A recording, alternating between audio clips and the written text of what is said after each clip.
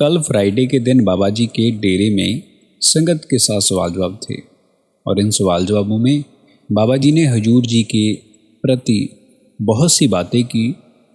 उन सब बातों को आप आगे की वीडियो में हमारे साथ सुन सकते हो।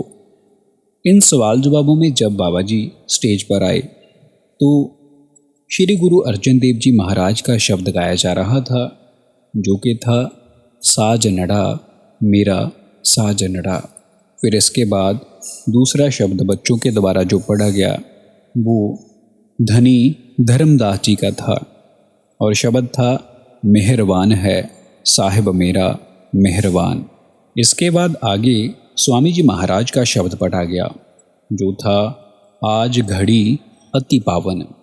ये शब्द पढ़े जाने के बाद संगत के साथ बाबा जी के सवाल जवाब शुरू हुए।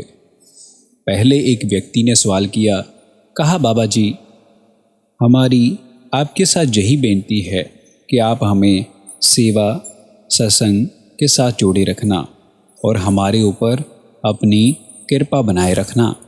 इस पर बाबा जी ने बहुत ही प्यारे लफ्ज़ फरमाए। बाबा जी ने कहा कि देखो बेटा, हमारी सोच तो बहुत अच्छी है पर हमें ये सब करनी में लेकर आना है, अपनी करनी को बेहतर बनाना है। बाबा जी ने कहा कि बेटा बातों से हमें कुछ हासिल नहीं होने वाला। फिर वो व्यक्ति बाबा जी को कहने लगा, बाबा जी हमें ताकत तो आपने देनी है। इस पर बाबा जी ने फरमाया कि देखो बेटा, मैं कोई मालिक नहीं हूँ, ताकत तो वो हमें अपने अंतर से मिलेगी, वो मालिक हमें वो ताकत देगा। इस पर बाबा जी ने फरमाया कि देखो बेटा, हमारा एक लक्ष्य है और हम उस लक्ष्य की और अगर मेहनत करेंगे, उसकी ओर बढ़ेंगे, तभी हमें अपना लक्ष्य हासिल हो सकता है। फिर वो व्यक्ति कहने लगा, बाबा जी आप मुझे अपनी चरणों के साथ जोड़ लो और आप अपना सब कुछ मुझे दे दो। बाबा जी कहने लगे कि बेटा मैं कोई मालिक नहीं हूँ। बाबा जी ने कहा कि बेटा यहाँ परमार्थ में ना कोई बड़ा है और ना ही कोई छोटा है। और बाबा जी ने आगे फरमाया कि देखो बेटा, हम सब ने रूहानियत में तालमेल के साथ आगे बढ़ना है। फिर आगे एक बीबी ने सवाल किया, कहा बाबा जी एक औरत कमाई करती है, भजनी की औरत है, अपने रूह को इकट्ठा करने की कोशिश करती है और अपने अंतर में प्रकाश भी देखती है, पर वो इससे आगे नहीं बढ़ सकती और ना ही कुछ आगे देख पाती है। क्या बाबा जी यहीं तक सब कुछ है, कैसे आगे नहीं है? इस पर उस बीबी को बाबा जी ने बड़े ही प्रेम से समझाया। बाबा जी ने कहा कि बेटा हमें परखों में नहीं पड़ना है, हमें प्रेम प्यार से भजन सिमरन करना है और जब हम उस चीज़ के लायक हो जाएंगे, जब हमें वो मालिक उस चीज़ के लायक समझेगा, तब हमें खुद ब खुद दे देगा। हमें प्रेम प्यार से भजन सिमरन करना चाहिए, मालिक कृपा जरूर करेंगे। फिर आगे एक बीबी ने सवाल किया, कहा बाबा जी बड़े महाराज जी ने सफ़ेद चोला पहना हुआ था और आपने भी सफ़ेद चोला पहना हुआ है, पर हजूर जी की पगड़ी का कलर, उनका रंग नीला क्यों है? उस बीबी का ये सवाल सुनकर संगत हंसने लगी और बाबा जी ने इस पर फरमाया कि देखो बेटा, ये तो उनकी मर्जी है। वाइट सफ़ेद कलर के कपड़े तो तब पहने जाते हैं जब कोई साथ वाला चला जाता है। सफ़ेद कलर के कपड़े पहनने से कोई रूहानियत नहीं आ जाती। ये तो हजूर जी की मर्जी है। वो बीबी कहने लगी, बाबा जी सफ़ेद रंग शांति का प्रतीक होता है। इस पर बाबा जी ने कहा मुस्कराते हुए कि बेटा शांति के लिए मैं बैठा हूँ, लड़ने के लिए हजूर जी हैं। बाबा जी के ये वचन सुनकर हजूर जी मुस्कराने लगे। वही बीबी आगे बोलने लगी। इस पर बाबा जी ने कहा कि बेटा कुछ नहीं हो सकता बीबियों का, आपको अंदर से तभी कुछ हासिल होगा जब आप बाहर से बोलना बंद करोगे। फिर आगे किसी व्यक्ति ने बाबा जी को सवाल किया, कहा, बाबा जी, हम सबको पता है कि हमारे लिए क्या अच्छा है और क्या हमारे लिए बुरा है, पर हमारा मन हमारे काबू में नहीं आता, जो हमसे बार बार गलतियां करवाता है। बाबा जी, इन हालातों में हमें क्या करना चाहिए? बाबा जी ने इस सवाल पर बड़े ही खुलकर फरमाया। बाबा जी ने कहा कि देखो बेटा, जो तू नहीं जानता वो तो अज्ञानता का सहारा ले सकता है, पर जो जानने के बावजूद गलती करता है फिर वो तो खुद ही भुगतेगा, क्योंकि उसकी जिम्मेवारी ज़्यादा बनती है। अगर उसकी जिम्मेवारी ज़्यादा बनती है तो फिर उसे भुगतान भी ज़्यादा ही देना पड़ेगा। बाबा जी ने कहा कि देखो बेटा, हम सारी ज़िंदगी अपने मन के अधीन होकर अपनी ज़िंदगी व्यतीत करते हैं। हमें खुद मुख्तियार होना चाहिए, मन के नौकर नहीं बने रहना। सारी उम्र मन के पीछे नहीं चलना है, अपने मन को अपने पीछे चलाना है। फिर आगे किसी व्यक्ति ने भजन सिमरन के ऊपर बात की। कहा, बाबा जी, मैं अपना काम पूरा करने की कोशिश करता हूँ, पर फिर भी मेरा काम पूरा नहीं होता। इस पर बाबा जी ने फरमाया कि देखो बेटा, जो चीज़ हमें आसानी से मिल जाए उसकी हमें कदर नहीं होती। फिर इस बात पर वो व्यक्ति बाबा जी को कहने लगा, बाबा जी, जो चीज़ हमें मेहनत करने के बावजूद भी हासिल ना हो फिर? इस बात पर बाबा जी ने बड़े ही अडोल होकर बोला। बाबा जी ने कहा कि जहाँ पर हमें परमात्मा चाहता है कि हम और ज़्यादा मेहनत करें, हमारा काम तो मेहनत करना है। फिर आगे एक बीबी ने बाबा जी को सवाल किया। कहा, बाबा जी, मैं जिस सिचुएशन में से निकल कर आई हूँ जी आप ही जानते हो। आप जानते हो कि मैं किस गंदगी से उठकर बाहर आई हूँ। बाबा जी, मेरी तड़प को आप ही अंदर से दर्शन देकर तृप्त कर सकते हो।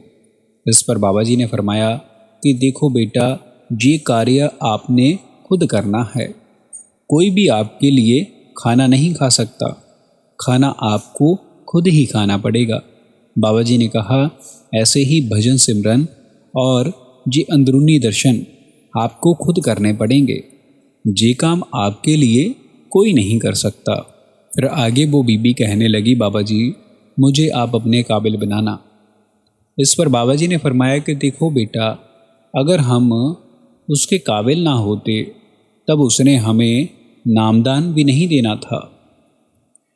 वो बीबी आगे फरमाने लगी कि बाबा जी, हम पहले करनाल रहते थे और उसके बाद जब से हम दिल्ली में आए हैं तब से हमारा सारा भजन सिमरन छूट गया है।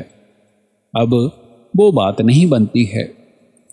इस पर बाबा जी ने फरमाया कि देखो बेटा, ये जो भजन सिमरन है ये किसी जगह के साथ जुड़ा हुआ नहीं है, या फिर ये किसी गांव या किसी शहर के साथ जुड़ा हुआ नहीं है। ये हमारे आत्मा के साथ जुड़ा हुआ है।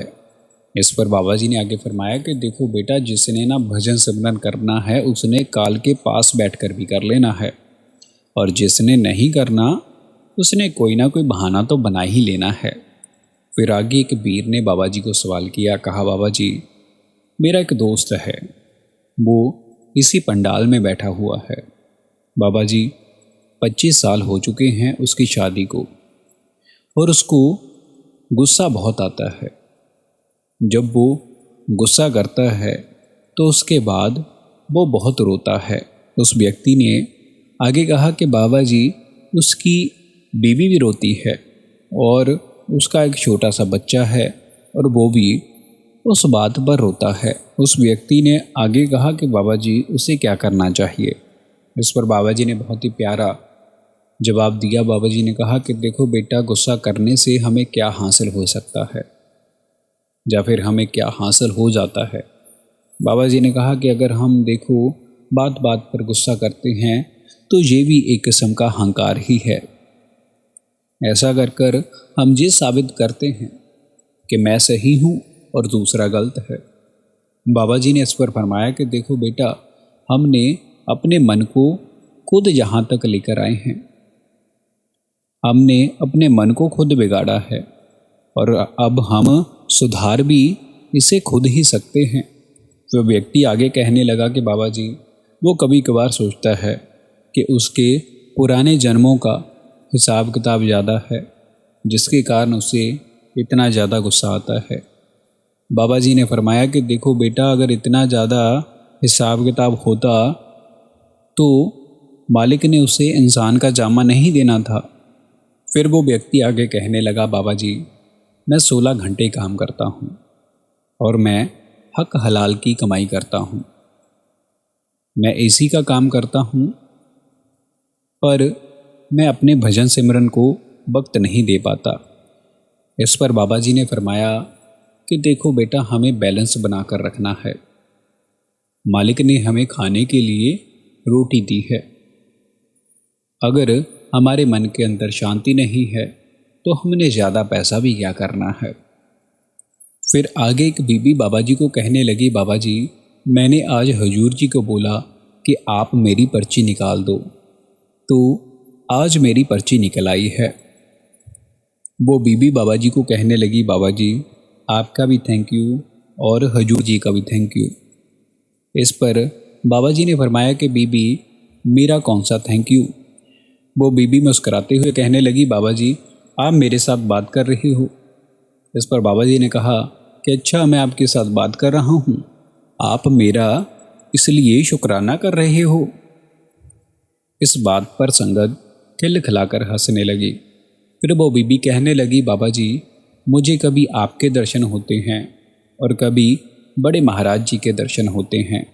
क्या बाबा जी, ये सही बात है या भ्रम है? इस पर बाबा जी कहने लगे कि बीबी, अब क्या किया जाए। आपको पहले बड़े महाराज जी के दर्शन होते थे, फिर मेरे होने लगे, अब हुजूर जी भी आ गए हैं। इस पर बाबा जी कहने लगे कि देखो बेटा, हमने अपने आप को शब्द के साथ जोड़ना है। इस पर बाबा जी ने फरमाया कि देखो बेटा, जो जी हमें दर्शन होते हैं, जो हमें एहसास होता है, ये बाहरी दर्शन हैं।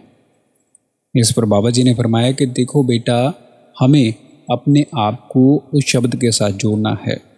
जो हमें बाहरी दर्शन होते हैं, जे हमारे ऊपर प्रभाव पड़े हुए होते हैं और जे दर्शन आते जाते रहते हैं, जी स्वरूप आता जाता रहता है। और बाबा जी ने फरमाया कि देखो बेटा, हमें अपना ध्यान अपने अंतर की ओर जोड़ना है। फिर वो बीबी आगे कहने लगी, बाबा जी, हमसे गलतियां हो जाती हैं।